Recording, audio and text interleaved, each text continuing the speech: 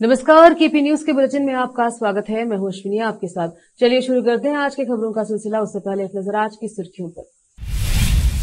पर्यावरण स्वच्छ रहेगा तभी हम सभी स्वस्थ रह सकते हैं, विधायक डॉक्टर शैलेंद्र बेलदाड़े ने कहा। चिटगुप्पा में कन्नड़ सेना द्वारा 25 नवंबर को कर्नाटक राज्योत्सव के तहत विभिन्न क्षेत्रों में उपलब्धियां हासिल करने वालों कन्नड़ रत्न पुरस्कार। शीतकालीन सत्र में भाजपा का मुकाबला करने के लिए तैयार रहे मंत्री सीएम सिद्धरामैया ने कहा। कांग्रेस नेताओं से पूछे ऑपरेशन लोटस के लिए पैसा कहां से आया। महाराष्ट्र में कैश फॉर वोट या कहानी कुछ और, विनोद तावड़े ने पैसे बांटने का आरोप किया खारिज। प्रधानमंत्री जी इस मामले में हस्तक्षेप करिए, दिल्ली के मंत्री गोपाल राय ने पीएम मोदी से लगाई गुहार।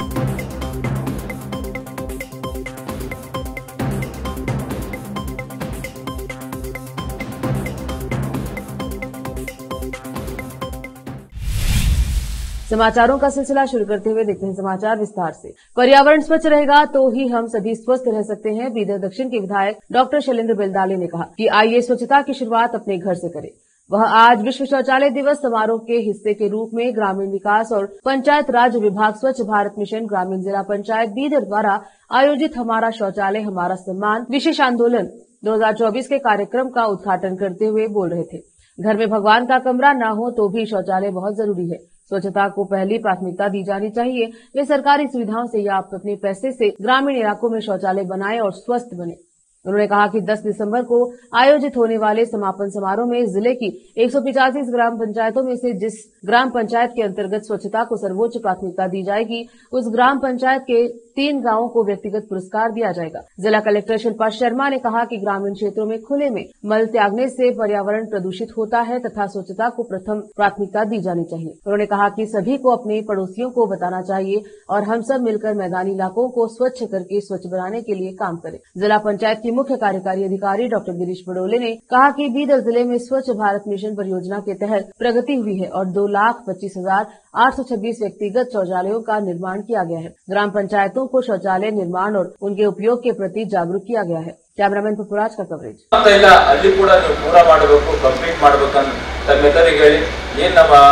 ನರೇಂದ್ರ ಮೋದಿ ಅವರು ನಮ್ಮ ದೇಶ ಸ್ವಚ್ಛ ಇರಬೇಕಂತ ಪ್ರಯತ್ನ ಮಾಡ್ತಾರೆ. ಅದಕ್ಕೆಲ್ಲ ನಾವು ನೀವು ಕೈ ಜೋಡಿಸೋಣ.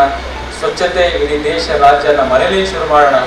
ಎಲ್ಲರ ಮನೆಯಲ್ಲಿ ದೇವಸ್ಥಾನ ಒಂದು ಕಡಿಮೆ ಇದ್ರೂ ಕೂಡ, ಒಂದು ಫೋಟೋ ಕಡಿಮೆ ಇದ್ರೂ ಕೂಡ ಒಂದು ಸ್ವಚ್ಛತೆ, ಸ್ಪೆಷಲಿ ನಮ್ಮ ತಾಯಂದಿರಿಗೆ ವಿನಂತಿ ಮಾಡ್ಕೊತೀನಿ, ನೀವು 10 ಜನರಿಗೆ ಅವೇರ್ನೆಸ್ ತರಬೇಕು. ನಾನು ಒಬ್ಬನಿದ್ದು ನಡೆಯಲ್ಲ, ಅಕ್ಕಪಕ್ಕ ಮನೆಯಂದ್ರಿಗೆ ಕೂಡ ಎಲ್ಲೂ ಹೊರ ಹೋಗ್ಬಾರ್ದು, ನಿಮ್ಮನೆಲ್ಲೇ ಕಟ್ಕೋಬೇಕು. ಸರ್ಕಾರ ಎಷ್ಟೊಂದು ಅನುದಾನ ಕೊಡ್ತಾ ಇದೆ, ಎಷ್ಟೊಂದು ಅವೇರ್ನೆಸ್ ತರ್ತಾ ಇದೆ ಅಂತ ತಾವೆಲ್ಲರೂ ತಮ್ಮ ಓಣಿಯಲ್ಲಿ ಹೇಳಬೇಕು. ತಮ್ಮೆಲ್ಲರಿಗೂ ಒಳ್ಳೆಯದಾಗಲಿ, ಶುಭವಾಗಲಿ. ಜೈ ಹಿಂದ್, ಜೈ ಕರ್ನಾಟಕ।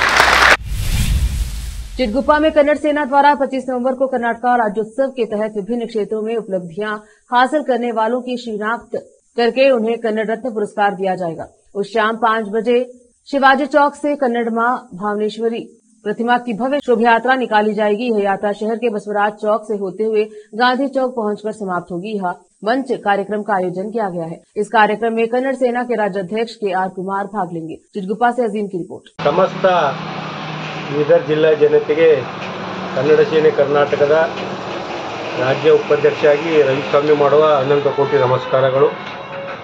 ಇದೇ ನವೆಂಬರ್ 25 ಬರುವ ಸೋಮವಾರದಂದು ಕನ್ನಡ ಸೇನೆ ಕರ್ನಾಟಕ ಸಂಘಟನೆ ವತಿಯಿಂದ ಅದ್ದೂರಿ ಕನ್ನಡ ರಾಜ್ಯೋತ್ಸವವನ್ನು ಹಮ್ಮಿಕೊಳ್ಳಲಾಗಿದ್ದು, ಈ ರಾಜ್ಯೋತ್ಸವ ಕಾರ್ಯಕ್ರಮದಲ್ಲಿ ವಿವಿಧ ಕ್ಷೇತ್ರದಲ್ಲಿ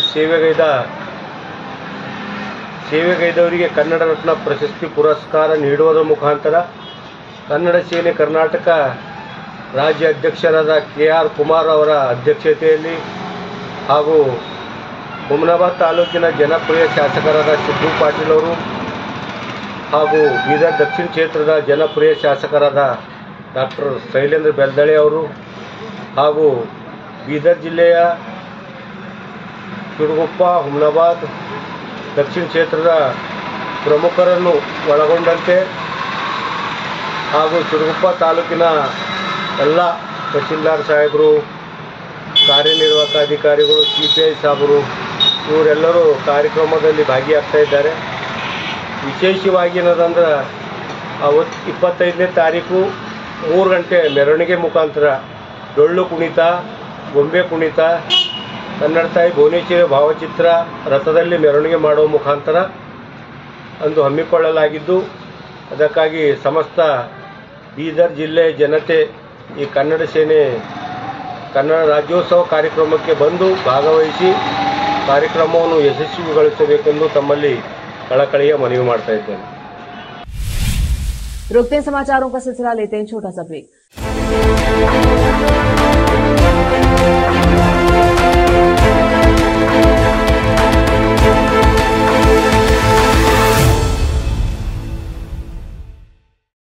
नूर एजुकेशन ट्रस्ट बीदर की ओर से चलाए जाने वाला Noor M Ed and B Ed college Bidar, recognised by NCTE Delhi and affiliated to Bidar University, Bidar.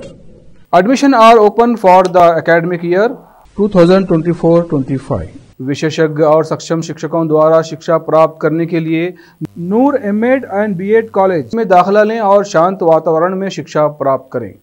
Bidar शहर में बेहतर शिक्षा का एकमात्र केंद्र Noor M Ed and B Ed college, Shahpur gate, Bidar. Phone numbers 9945283920, 8482221297।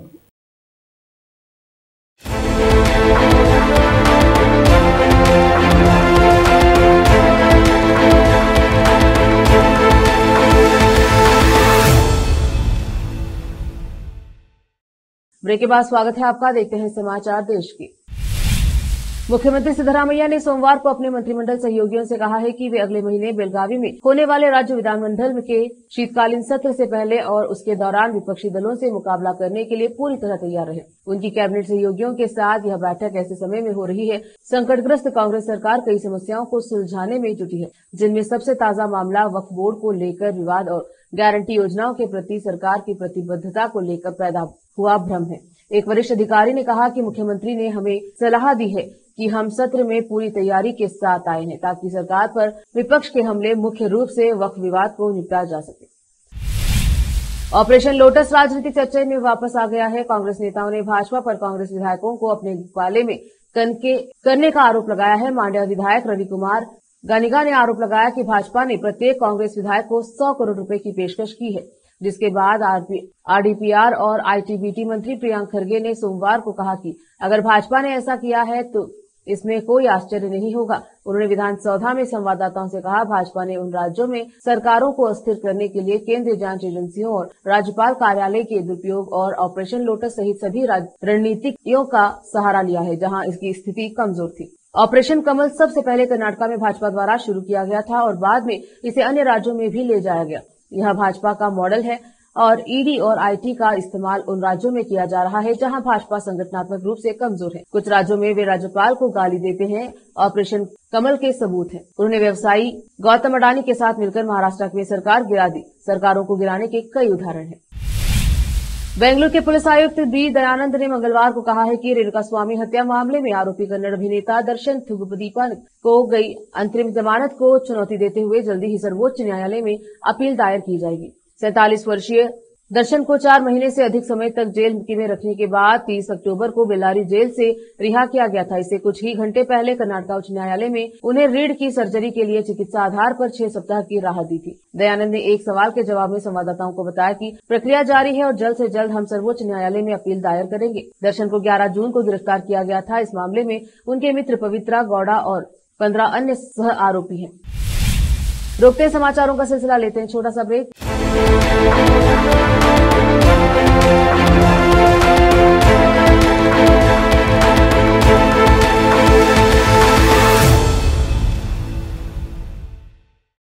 Noor education trust Bidar की ओर से चलाए जाने वाला Noor M Ed and B Ed college Bidar, recognised by NCTE Delhi and affiliated to Bidar University, Bidar.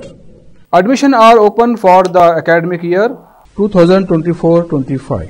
विशेषज्ञ और सक्षम शिक्षकों द्वारा शिक्षा प्राप्त करने के लिए नूर एमएड एंड बीएड कॉलेज में दाखिला लें और शांत वातावरण में शिक्षा प्राप्त करें। बीदर शहर में बेहतर शिक्षा का एकमात्र केंद्र Noor M Ed and B Ed college, Shahpur gate, Bidar. Phone numbers 9945283920, 8482221297।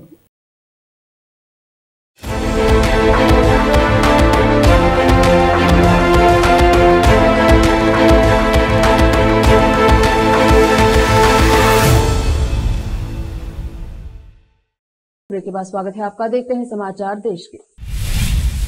Maharashtra में वोटिंग से ठीक एक दिन पहले भारतीय जनता पार्टी के महासचिव विनोद तावड़े पर वोटर्स को कैश बांटने का आरोप लगा है। तावड़े पर यह आरोप बहुजन विकास अघाड़ी ने लगाया है। बहुजन विकास अघाड़ी का आरोप है कि बीजेपी नेता तावड़े ने थाने में वोटर्स को पैसे बांटे हैं। वहीं बीजेपी नेता ने इन आरोपों को खारिज किया है। बहुजन विकास अघाड़ी के कार्यकर्ताओं ने जमकर नारेबाजी की और तावड़े पर 5 करोड़ रुपए कैश बांटने का आरोप लगाया। हंगामे के बीच पुलिस अधिकारी भी होटल पहुंच गए और मामले को संभालने की कोशिश की। बता दें कि जिस होटल में तावड़े मौजूद थे उसके कमरा नंबर 406 से 9 लाख रुपए बरामद हुए हैं। बहुजन विकास अघाड़ी के नेताओं ने तावड़े की गाड़ी की जांच करने की मांग की है। महाविकास अघाड़ी के नेता और विधायक क्षितिज ठाकुर ने दावा किया कि तावड़े की डायरी में से लेन देन की पुष्टि होती है। वहीं बीजेपी नेता तावड़े ने सभी आरोपों को एक सिरे से खारिज कर दिया है। उन्होंने कहा, मैं पैसे नहीं बांट रहा था, मैं आचार संहिता का नियम समझाने गया था। चुनाव आयोग चाहे तो जांच करवा ले, पुलिस चाहे तो सीसीटीवी फुटेज की जांच करवा ले। शिवसेना यूबीटी के चीफ उद्धव ठाकरे ने भी इस मामले पर अपनी प्रतिक्रिया दी है। उन्होंने कहा है कि मैं जब मां तुलजा भवानी के दर्शन के लिए गया था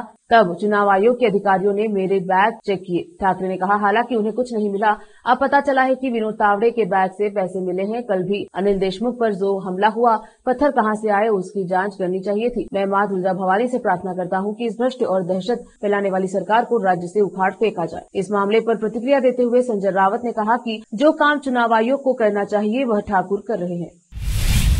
दिल्ली के पर्यावरण मंत्री गोपाल राय ने बढ़ते प्रदूषण को देखते हुए प्रधानमंत्री नरेंद्र मोदी से इस मामले में दखल देने की गुहार लगाई है। राय ने आरोप लगाया है कि बार बार चिट्ठी लिखने के बावजूद केंद्र सरकार प्रदूषण के मुद्दे पर सक्रियता नहीं दिखा रही है। उन्होंने कहा है कि दिल्ली जिस तरह की मेडिकल इमरजेंसी से गुजर रही है, ऐसे में स्मॉग को तोड़ने के लिए कृत्रिम वर्षा या फिर तेज हवा की जरूरत है। राय ने कहा कि लगातार चिट्ठी लिखने और अपील के बावजूद केंद्र को एक मीटिंग बुलाने की भी फुर्सत नहीं है। गोपाल राय ने कहा कि पिछले 3 दिनों से पूरे उत्तर भारत में वायु प्रदूषण है। लोगों के लिए सांस लेना मुश्किल हो गया है। ग्रेप नियम लगा दिए गए हैं। हमने वाहनों के प्रदूषण को रोकने के लिए प्राइवेट से लेकर कमर्शियल वाहनों तक पर पाबंदी लगा दी है। पिछले साल समय कम था, लेकिन इस बार हमने अगस्त में ही जरूरत पड़ने पर आर्टिफिशियल रेन कराने की तैयारी की थी। मंजूरी और बैठक के लिए मैंने पहली चिट्ठी 30 अगस्त को लिखी, दूसरी 10 अक्टूबर को, फिर तीसरी 23 अक्टूबर को लिखी, लेकिन कोई जवाब नहीं आया। अक्टूबर में लंबी गुहार के बाद केंद्रीय कृषि और पर्यावरण मंत्री के साथ ऑनलाइन मीटिंग हुई। महाराष्ट्र में विधानसभा चुनाव के लिए कल वोटिंग होने वाली है। राज्य की सभी 288 विधानसभा सीटों पर एक साथ वोटिंग हो गई है। इससे पहले चुनाव प्रचार का दौर समाप्त हो गया है। वहीं शिवसेना यूबीटी के नेता संजय रावत ने केंद्र सरकार पर निशाना साधा है। संजय रावत ने कहा है कि केंद्र सरकार महाराष्ट्र को गुजरात बनाना चाहती है। इसके साथ ही उन्होंने कहा कि ये लड़ाई महाराष्ट्र को गुजरातियों के अतिक्रमण से बचाने की है। उन्होंने गुजरात और दिल्ली से भेजे गए बीजेपी कार्यकर्ताओं का जिक्र करते हुए कहा कि ये लोग चुनाव को प्रभावित करेंगे। महाराष्ट्र में 20 नवंबर को होने जा रहे विधानसभा चुनाव से पहले संजय रावत ने केंद्र सरकार और बीजेपी पर जमकर निशाना साधा। संजय रावत ने कहा है कि कल होने जा रहे महाराष्ट्र चुनाव को गुजरात और दिल्ली से भेजे गए बीजेपी कार्यकर्ता प्रभावित करेंगे। उन्होंने महाराष्ट्र के सोलापुर में मीडिया कर्मियों से बात करते हुए ये बात कही। वहीं संजय रावत ने बीजेपी नेता पंकज मुंडे के बयान का हवाला देते हुए कहा कि अब महाराष्ट्र में अडानी के बाद बाकी गुजरातियों का अतिक्रमण बढ़ेगा। यही करने के इरादे से कार्यकर्ता तैनात किए गए हैं। भारत और पाकिस्तान के बीच समुद्र में बड़ा झगड़ा देखने को मिला है। दरअसल 17 नवंबर 2024 को पाकिस्तान समुद्री सुरक्षा एजेंसियों के कर्मियों ने भारत पाकिस्तान समुद्री सीमा के पास 7 भारतीय मछुआरों को पकड़ लिया था।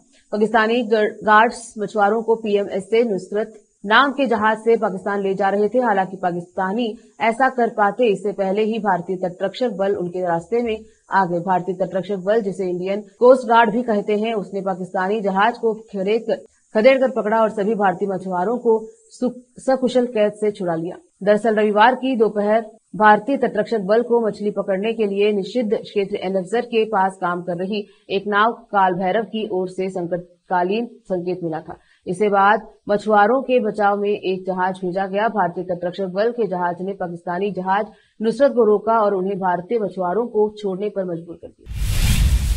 आम आदमी पार्टी छोड़कर भाजपा में शामिल होने वाले कैलाश गहलोत पर अब गंभीर आरोप लगाए जा रहे हैं। आम आदमी पार्टी का कहना है कि ईडी, सीबीआई जैसी एजेंसियों से उन्हें डराया गया है। वहीं अब कैलाश गहलोत ने खुद इस पर बयान दिया है। भाजपा नेता कैलाश गहलोत ने ईडी, सीबीआई को लेकर पूछे गए एक सवाल का जवाब देते हुए कहा कि 2018 में मेरे आवास पर आयकर की तलाशी हुई थी, लेकिन मैं डरा नहीं। उस समय भी दबाव रहा होगा। सीबीआई ने मुझसे पूछताछ की और मुझे जितनी बार बुलाया गया मैं उनके सामने पेश हुआ। मैंने उनके सभी सवालों के जवाब दिए, तो उस समय भी डर रहा होगा।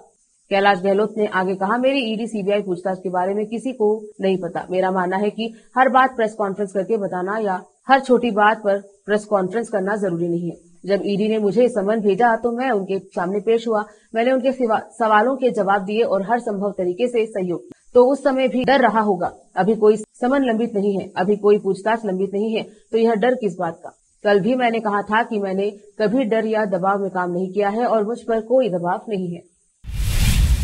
एक बार फिर से रोकते हैं समाचारों का सिलसिला, लेते हैं छोटा सा ब्रेक।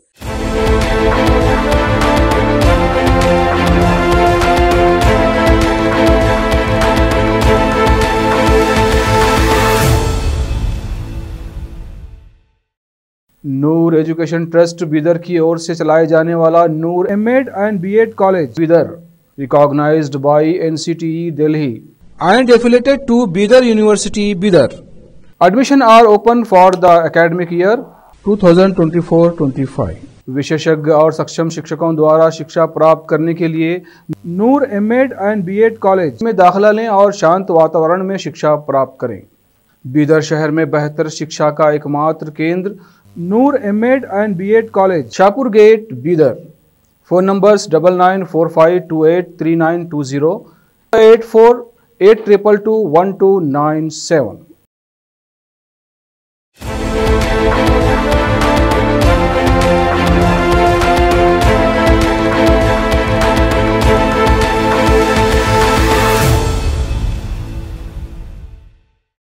ब्रेक के बाद स्वागत है आपका। देखते हैं अंतर्राष्ट्रीय समाचार। पाकिस्तान के उत्तर पश्चिमी प्रांत खैबर पख्तूनख्वा में सोमवार देर रात सुरक्षा बलों और आतंकवादियों के बीच भीषण मुठभेड़ हुई, जिसमें कम से कम 9 आतंकवादी और 8 सुरक्षाकर्मी मारे गए। यह मुठभेड़ खैबर पख्तूनख्वा के जिले के तिरहा मैदान घाटी में चलाए गए एक आतंकवादी रोधी अभियान के दौरान हुई। सूत्रों के अनुसार इस अभियान के दौरान लश्कर-ए-इस्लाम के 2 महत्वपूर्ण कमांडर भी मारे गए। मुठभेड़ में 7 सुरक्षाकर्मी और 6 आतंकवादी घायल हुए। सुरक्षा बलों ने 3 अलग अलग बिंदुओं पर अपनी तैनाती की थी और कई घंटों तक यह अभियान जारी रहा। स्थानीय सूत्रों ने बताया कि इस अभियान में आसपास के कुछ नागरिक भी घायल हो गए हैं। सुरक्षा बलों ने आतंकवादियों के खिलाफ ऑपरेशन तेज किया। इस मुठभेड़ में हुई मौतों और घायलों की संख्या बढ़ सकती है क्योंकि अभियान जारी है। प्रधानमंत्री मोदी ने अपने ब्रिटिश समकक्ष केयर स्टारमर के साथ पहली बैठक में घोषणा की है कि भारत ब्रिटेन के बेलफास्ट और मैनचेस्टर में 2 नए वाणिज्य दूतावास खोलेंगे। पीएम ने ब्रिटेन से भिगोड़े भारतीय व्यापारियों के प्रवर्तन का आह्वान भी किया। सोमवार देर रात G20 शिखर सम्मेलन में इतर वार्ता के बाद स्टारमर ने कहा कि भारत ब्रिटेन मुक्त व्यापार समझौते FTA के लिए वार्ता एक नए साल में फिर शुरू की जाएगी। वहीं भारतीय पक्ष के भगोड़े भारतीय व्यापारियों विजय माल्या और नीरव मोदी के प्रत्यर्पण पर जोर दिया गया। जुलाई में ऋषि सुनक के बाद स्टारमर के ब्रिटेन के प्रधानमंत्री का पदभार संभालने के बाद दोनों नेताओं के बीच यह पहली बैठक थी। भारत सरकार के बयान के अनुसार महत्वाकांक्षी व्यापार समझौते पर दोनों प्रधानमंत्रियों ने आशा व्यक्त की है कि एक संतुलन पारस्परिक रूप से लाभकारी और दूरदर्शी मुक्त व्यापार समझौता FTA को अंतरिम रूप दिया जाएगा, जबकि अन्य मुद्दों को आपसी सहमति से सुलझा दिया जाएगा। ब्रिटिश सरकार की ओर से जारी एक बयान में कहा गया है कि प्रधानमंत्री स्टारमर ने घोषणा की है कि नए वर्ष में ब्रिटेन भारत व्यापार वार्ता फिर शुरू होगी। फिर से एक नजर आज की सुर्खियों पर। पर्यावरण स्वच्छ रहेगा तभी हम सभी स्वस्थ रह सकते हैं, विधायक डॉक्टर शैलेंद्र बिलदाले ने कहा। चित्रकूटा में कन्नड़ सेना द्वारा 25 नवंबर को कर्नाटक राज्योत्सव के तहत विभिन्न क्षेत्रों में उपलब्धियां हासिल करने वालों कन्नड़ रत्न पुरस्कार। शीतकालीन सत्र में भाजपा का मुकाबला करने के लिए तैयार रहे मंत्री CM सिद्धरामैया ने कहा। कांग्रेस नेताओं से पूछे ऑपरेशन लोटस के लिए पैसा कहां से आया। महाराष्ट्र में कैश फॉर वोट या कहानी कुछ और, विनोद तावड़े ने पैसे बांटने का आरोप किया खारिज। प्रधानमंत्री जी इस मामले में हस्तक्षेप करिए, दिल्ली के मंत्री गोपाल राय ने पीएम मोदी से लगाई गुहार।